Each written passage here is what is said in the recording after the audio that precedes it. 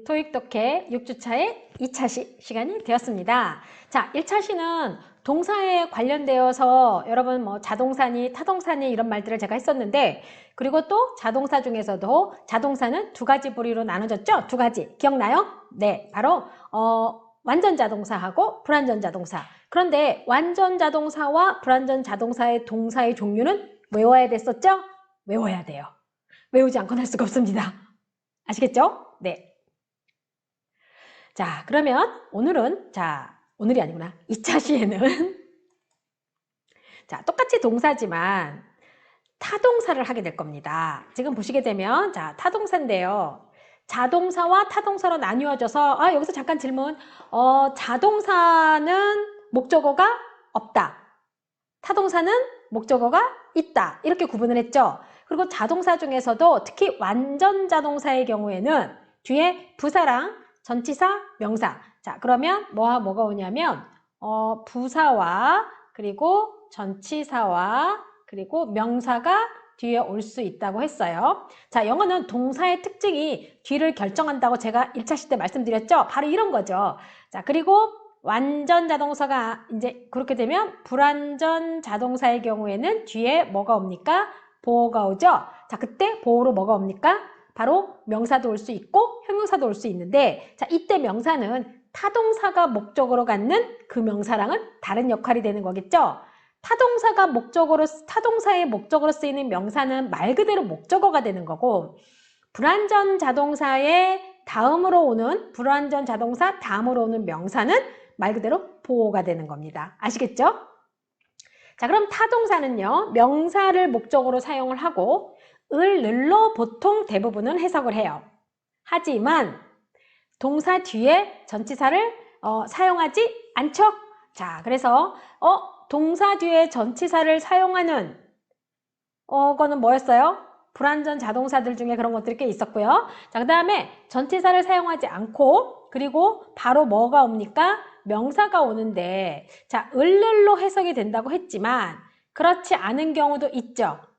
아닌 경우도 있어요. 자, 그래서 지금 보니까 밑에 한번 여기 볼까요, 우리? 토익에 잘 나오는 타동사는 다음과 같은데요. 타동사 뒤에는 전치사가 없이 명사 목적어가 곧바로 나온다는 거죠. 자, join. 지금 보면 여기에 우리가 보통 to, about, with, access to, attract to, 그러니까 뭔가 전치사가 붙어야 될 것 같아요, 이 단어들 다음에. 근데 아니라는 거예요. 그러면 붙어야 될 것 같아 라고 하고 그냥 안 쓰이네 라고 하는 걸로 끝날까요? 아니죠. 외워야죠. 암기. 공부는 암기예요, 여러분. 자, 그래서 해석을 해보면 제가 을, 늘로 해석이 되지 않는 경우들도 있다고 했어요. 자, 그게 뭐로? 조인해보면 어디에 가입하다, 합류하다. 을, 늘이 아니에요. 자, 그리고 mention, 어디를 뭐뭇을 언급하다. 얘는 을, 늘이네. contact, 누구누구에게 연락하다. 얘도 마찬가지로 을, 늘이 없죠. 근데 contact you, 그러면 너에게 연락하다. 그러면서 contact은 타동사가 되는 거고 you는 목적어가 되는 거예요.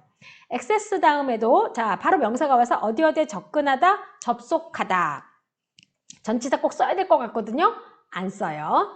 자, 그리고 attract는 마찬가지로 뭐뭐를 매료시키다. 그래서 예를 들어서 제가 지금 이렇게 연구실에서 이렇게 바깥을 보면 괜히 예쁘게 꽃이 폈어요, 지금. 그래서 꽃들이 핀 걸 보면서 the beautiful flowers attract people. 정말 예쁜 꽃들이 사람들을 매료시키고 있어요. 자, 그 다음에 reach도 마찬가지로 어디에 도달하다 또는 도착하다. 그리고 emphasize는 뭐뭇을 강조하다인데 on을 쓸 것 같지만 안 쓴다는 거. 이거 여러분들이 알아두셔야 되는 겁니다. 자, 그래서 암기, 도전. 아시겠죠? 자, 목적어 뒤에 그리고 제가 여러분 요번 차시는요 애니메이션 제가 확인 다 했어요. 그 몇 주차 계속 애니메이션 다 확인했어요, 이제. 자, 목적어 뒤에 명사가 아닌 사람을 사용하는 타동사들이 있어요. 자, 보통 그래서 아까 join, 어디에 합류하다 이런 뜻이었는데 을, 늘로 해석되지 않으면서 또 그리고 뒤에 사람이 나온 게 아니에요. 그렇게 타동사도 있고요. 또 명사를 사용하는 게 아니라 보통 이제 목적어 다음에는 명사를 사용한다고 했는데 이 명사를 사용하는 것이 아니라 사람을 사용해갖고 뭐뭐에게로 해석이 되는데 얘네들조차도 바로 뭐가 되냐면 바로 타동사로 들어간다라는 거죠. 이해되시죠? 무슨 얘기인지? 자, 그러면 tell, inform, notify, remind, advise. 자, 이런 것들을 여러분들이 알아두시고 뒤에 뭐가 온다고요? 사람이 온다고요. 자, 그러면 우리 책에도 나오죠? tell, 누구누구에게 말하다, inform, 누구누구에게 알리다, notify, 통보하다, 그 다음에 뭐 remind, 상기시키다, advise, 충고하다, 뭐 조언하다, 이런 식의 표현들. 그래서 뒤에 사람이 와서 누구누구에게. 그러면 여기서 한 가지, tell이나 inform이나 notify나 remind나 advise 다음에 바로 명사 단어가 뚝하니 와버렸어요. 그러면 얘는 맞을까요? 틀릴까요? 당연히 안 되는 거죠. 누가 와야 돼요? 사람이 와야 되는 겁니다. 아시겠죠? 그러면 우리가 또 이렇게 얘네는 진짜 뭐랄까 그냥 외우지 말고 쓰임을 좀 봐야 돼요, 우리가. 자, 먼저 자 봅니다. 교재에 나와 있는 예문들이에요. We will inform the plan 했어요. 자, 그러면 아까 inform 다음엔 사람이 와야 된다고 했으니까 the plan이 왔어요. 맞아요? 틀려요? X죠. 자, 여러분 같이 확인해야 돼요. 이거는 저를 위한 것이 아니라 여러분을 위한 겁니다. 여러분 꼭 확인하면서 넘어갑시다. 자, 이렇게 한번 확인을 하고 나면 충분히 여러분들도 나중에 시험을 보실 수가 있습니다. 제가 한번 말씀드렸죠. 아, 여기에서 그런 게 아닌가? 토익 공부를 따로 하지 않더라도 여러분들이 문법을 정확하게 알고 단어를 외우면 토익 문제 점수 올릴 수 있다라는 겁니다. 제가 오늘 아침에 오면서 이제 제가 좀 아는 그 대학원 선생님하고 통화를 했어요. 토익 얘기가 나와서 이제 그 선생님이 다시 토익을 도전한다고 하길래 이제 제가 결과가 좋았냐라고 했더니 이제 제가 늘 그 말을 했거든요. 토익 걱정하지 마라. 문법 잘하고 단어 많이 아는 사람은 일단 기출문제만 내가 볼 때는 그 기출문제만 한 10번만 풀면 점수 엄청 나올걸? 그랬더니 그 선생님이 저보고 딱 하는 말, 교수님 말이 맞았어요. 자, 무슨 얘기냐면요. 제가 누누이 말씀드렸죠. ETS에서도 데이터로 단어를 돌려서 쓰는 거고요. 거기 나온 단어가 그 단어가 그 단어예요. 그러니까 여러분들이 기출문제를 푸는데 문제는 기출문제를 풀 때도 내가 뭔지 알아야 되는 거잖아요. 그게 바로 이런 걸 연습하는 겁니다. 기초적인 건 연습을 하시면 제가 아는 학생 중에도 one of my students 아는 학생 중에 한 명도 토익 학원 다니지 않고도 점수 900 넘게 나왔다고 했잖아요. 문법이 돼 있으면 돼요. 여러분 무슨 얘기인지 아시겠죠? 자, 그러면 We will inform you. 얘는 맞아요? 틀려요? 네, 그렇죠. 맞죠. 왜? 사람이 오니까. He reminded the delivery date. 오호! delivery date 했어요. 그러면 이거는 될까요? 안 될까요? 안 되죠. He reminded the company of the delivery date. 이거 뭘까? 자, 아하! delivery date를 회사에 상기시켜 준 겁니다. 회사의 delivery date를. 그러면 얘는 맞죠. 자, 여기서 우리가 또 하나 눈치챘네. remind A of B. 매일 외웠죠, 우리 이거. 여러분 많이 외웠죠? 자, 여기서 A에게 B를 상기시켜 주다 해서 이때 전치사 of를 쓰게 돼 있는 겁니다. 자, 그 다음에 she advised us when to come. 그녀가 우리에게 언제 올지 충고해 줬다. 자, 여러분 여기서 us가 들어갔으니까 맞죠? 네, 왜? 사람이 오는 거니까 맞습니다. 자, 그 다음에 she advised when to come. 사람이 와야 되는데 when to come이 왔어요? 그러면 틀리는 거죠. 자, 그럼 여기서 여러분들이 알아둬야 될 단어 inform, remind, advise. 그쵸? 앞에서 하나 언급된 것 중에는 notify 있었죠? 자, 그리고 또 하나 tell. 요걸 여러분들이 실질적으로 이 tell의 경우에는 제가 예전에 어디서 그 무역영어 시험 낼 때 검수하고 할 때 그 실제적으로 이제 요거에 대한 논란이 있었어요. 그건 학생이 일을 잘 못한 거였던 거죠. 그러니까 이 tell이 저희가 문제를 낼 때도 이런 걸 바탕으로 내는 거거든요. 그래서 tell 다음엔 사람이 와야 되는데 바로 사물이 온 거죠. 사물이 아니라 그냥 일반 명사가 온 거죠. 근데 이제 이 친구 말은 타동사인데 왜 목적어가 오면 안 되냐 이렇게 된 거죠. 그래서 그게 아니다 라고 해서 딱 반박을 했기 때문에 뭐 문제없이 넘어갔었던 그런 경험도 있었어요. 자, 그 다음에 이제 우리가 전치사를 써야 되는 동사 요거 지난번에 할 때 자동차 할 때 한번 했는데 그래서 제가 한번 여기다 넣어봤어요. 여러분 한번 상기시켜 보시라고. 자, he's anxiously awaiting for his test result. 자, 그는 참 걱정스럽게 그의 시험 결과를 기다리고 있었다라고 했는데 여러분 이거 맞아요? 틀려요? 맞아요? 틀려요? 틀려요. 왜? 자, 우리가 틀리면 항상 이유를 알아야 돼요. 왜 틀려요? always은 for를 씁니까? 안 씁니까? 안 되죠. for를 쓰려면 뭐예요? wait이죠. wait for고 그 다음에 이것이 바로 always로 대체될 수 있다는 거 우리가 지난 시간에 했었어요. 다시 한번 여러분이 재복습하시는 겁니다. 자, 앞에 있는 그러니까 왜냐면 앞에 있는 동사들하고 같이 하시는 거예요. 자, 그 다음에 they finally reached the coast after 5 weeks sailing. 자, 5주 동안의 세일링 이후에 그들은 마침내 해안가에 도착했다. 맞아요, 틀려요? 맞아요, 틀려요? 자, 얘는 맞습니다. 왜? reach는 s를 쓰면 안 되는 거죠. 좀 전에 했어요. reach는 s를 쓰지 않고 어디에 도달하다라고 하는 타동사라는 거 했었죠?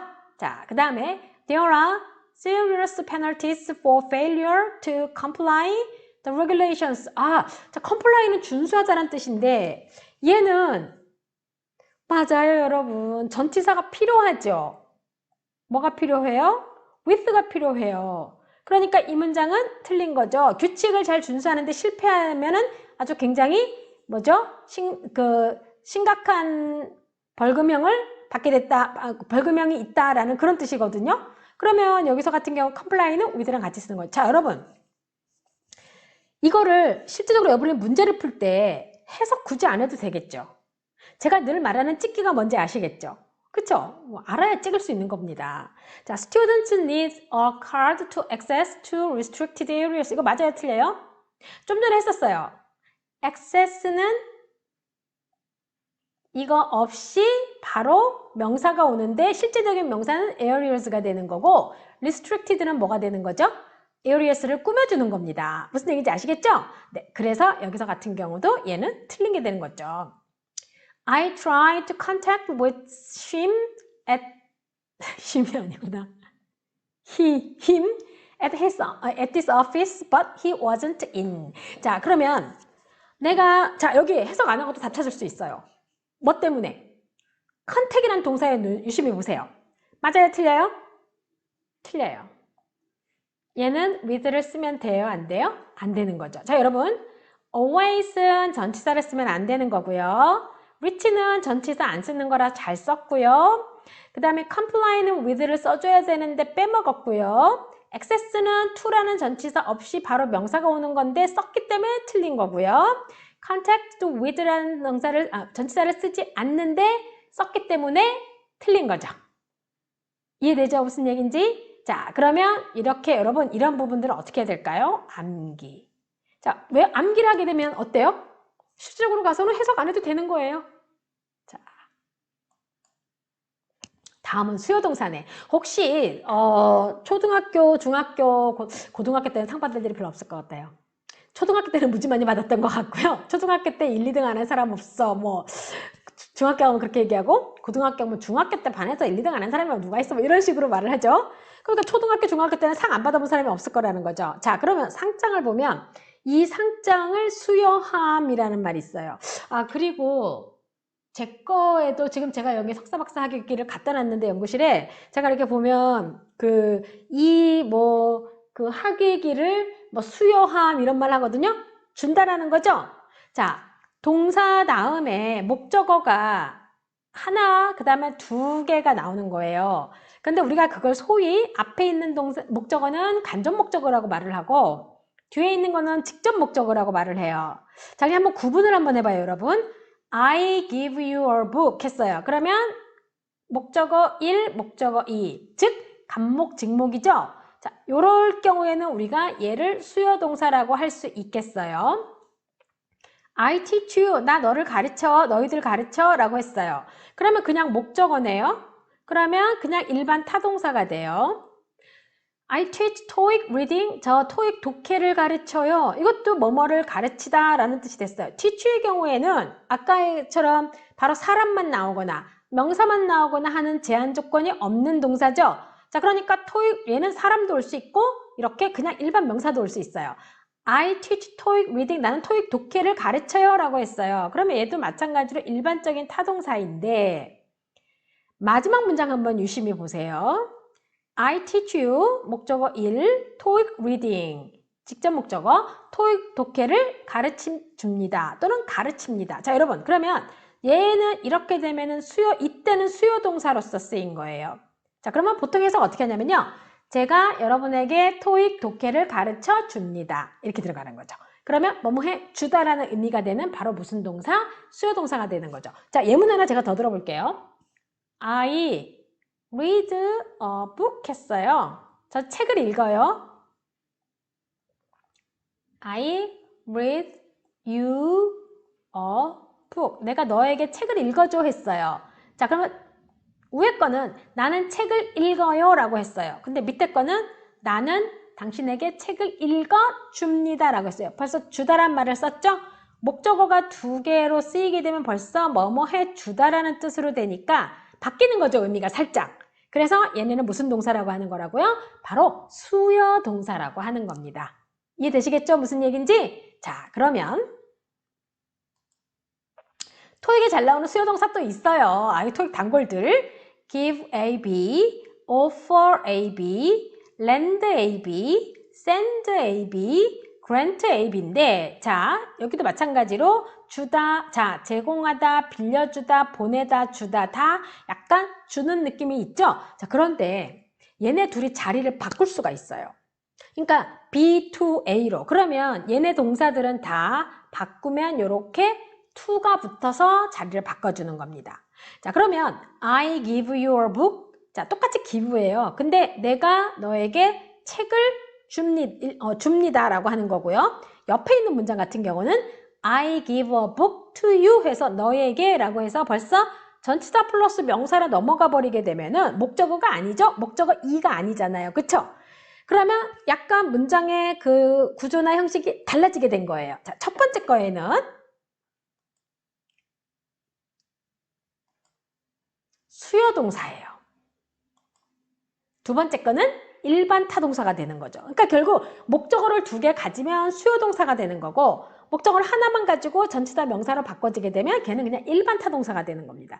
자, 그렇게 쓰이는 애들이 바로 give, offer, lend, send, grant가 되는 겁니다. 자, 여러분 이 부분은 여러분들이 잘 알아두셔야 나중에 문제를 풀 때도 제가 말한 대로 여러분 찍는 거 좋아하잖아. 탁 찍을 수 있는 겁니다. 아시겠죠? 네.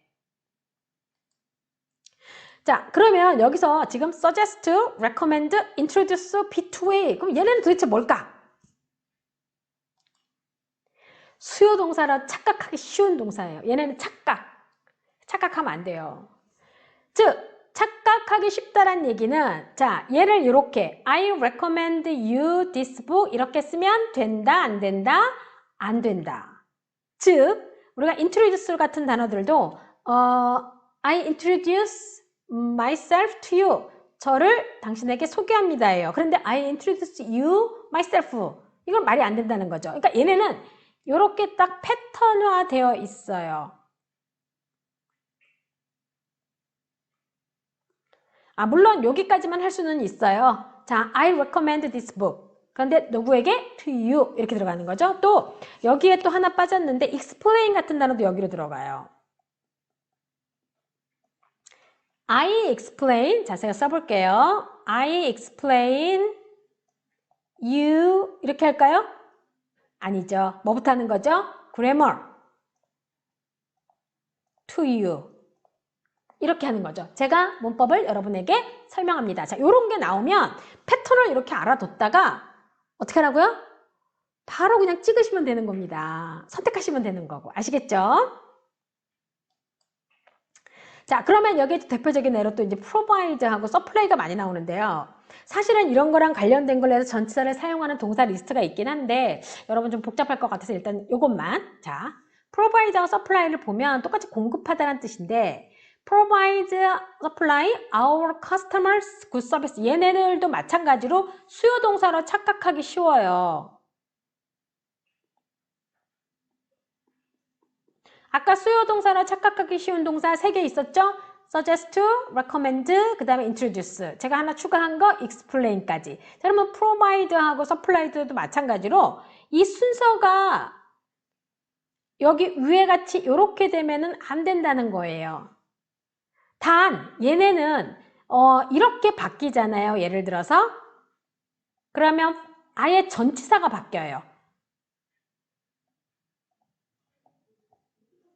자, 서비스가 먼저 왔죠? 자, 그 다음에 for our customer 이렇게. 자, 이렇게 바뀌는 겁니다. 그거 복잡하죠? 자, 그래서 provide 또는 supply A with B인데, 자, A하고 B의 자리를 바꿔주게 되면 그때 전치사는 for로 바뀐다는 거. 그거 여러분들이 알아두시면 됩니다. 즉, 얘네들도 수요동사라 착각하기 쉬운 동사일 뿐, 얘네는 수요동사처럼 목적어 하나, 그러니까 간접 목적어 하나, 그 다음에 직접 목적어 하나. 그래서 목적어 1과 목적어 2가 전치사 없이 나란히 오는 그렇게는 사용할 수가 없다라는 거죠. 자, 그럼 다음 두 그룹의 동사 특징을 설명하세요라고 했네요. 금방 배웠어요. 자, 여러분, 문법은요, 내가 설명할 수 있어야 나중에 그거를 활용할 수 있어요. 즉, 내가 설명할 수 있다는 얘기는 내가 그만큼 내 머릿속에서 완전히 숙지했다는 뜻이 되는 거죠. 자, 왼쪽에 볼까요? lend, send, give, teach, grant. 자, 그 다음에 grant 아니 grant? 자, 그 다음에 provide, recommend, introduce, suggest. 자, 그러면 여기는 차이점 뭘까요?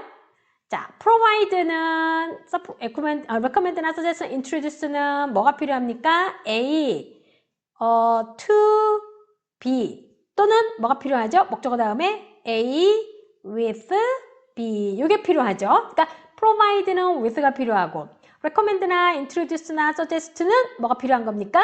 바로 to가 필요한 거죠. 그리고 lend, send, give, teach, grant는 뭐가 되는 겁니까? 얘는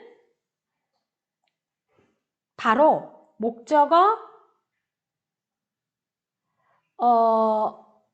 1 목적어 2 두 개예요. 근데 얘하고 자리가 바뀌면 to를 쓰고 요 목적어 1이 바로 사람이 들어가는 건 거죠?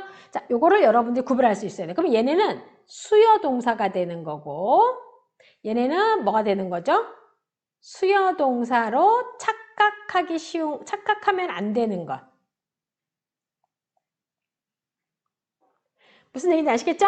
이거 구분하시고 외우셔야 됩니다. 자, 제가 애니메이션을 봐도 또 틀렸네. 진짜.